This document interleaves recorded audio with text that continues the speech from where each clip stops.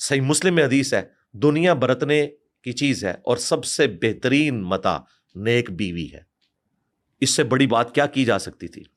بخاری مسلم میں حدیث ہے، نبی علیہ السلام جب سفر میں جاتے تھے اپنی ایک بیوی کو اندازی کے ساتھ رکھتے تھے، اور عورتوں کا قافلہ ہانکنے والا بندہ لادا ہوتا تھا، اور جو وہ قافلہ ہانک رہا ہوتا تھا، حالانکہ ہودج میں عورتیں بیٹھی ہوتی تھی، نبی علیہ السلام کہتے تھے اس کو آہستہ سے ہانکو، شیشیاں ہیں کہیں ٹوٹ نہ جائیں۔ یہ رسپیکٹ آپ دیکھیں۔ پھر بخاری مسلم کی حدیث، میں اپنی وفات کے بعد سب سے بڑی آزمائش تمہارے لیے تمہاری عورتیں چھوڑ کے جا رہا ہوں، ان کے بارے میں تم سے اللہ سے پوچھا جائے گا۔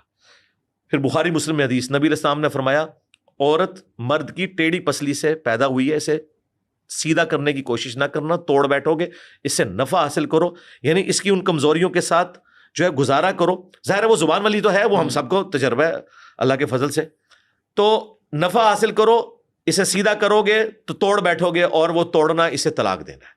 میں سمجھتا ہوں کہ میاں بیوی کا جو ریلیشن شپ جس طریقے سے اسلام نے اس کو پریزنٹ کیا ہے کہ فری سیکس نہیں ہوگا اور خاندانی نظام ہوگا، اولاد کا بانڈ اور سیکس میں کمٹمنٹ اپنی بیوی کے ساتھ اور بیوی کی خاوند کے ساتھ، یہ خاندانی نظام کو مضبوط کرتے ہیں۔ اتنا پرفیکٹ خاندانی نظام اسلام نے دیا ہے کہ اس کے بعد اس میں مزید کوئی ویلیو ایڈیشن کی ضرورت باقی نہیں ہے، اور عورتوں کو وہ حقوق دینے چاہیے جو اسلام نے دیے ہیں۔ مجھے بتائیں، باپ کے قدموں کے نیچے تو جنت نہیں کہا گیا۔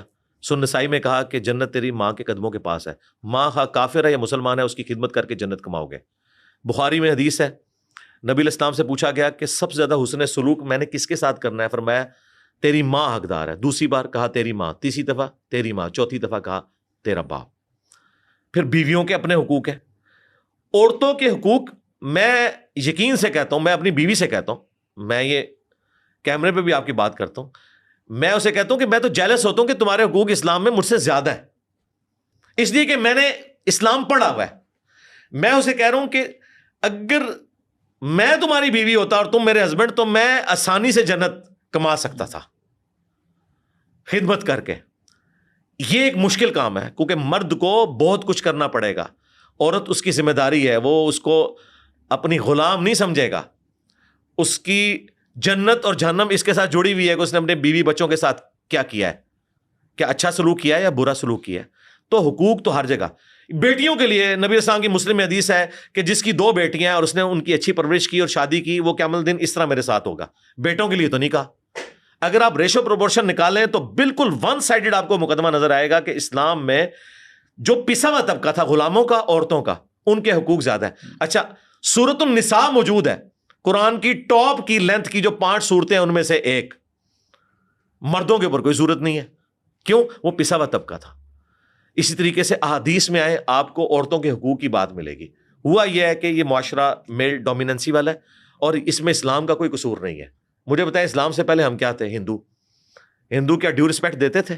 نہیں۔ ہندوؤں سے ہم نے عقائد میں بھی یہ قبر پرستی لے لی اور معاشرتی معاملات میں یہ حرکتیں لے لی کہ عورت کو جو ہے وہ پاؤں کی جوتی بنا کے رکھنا ہے، اور عورت بھی بیوہ ہو تو مر جائے۔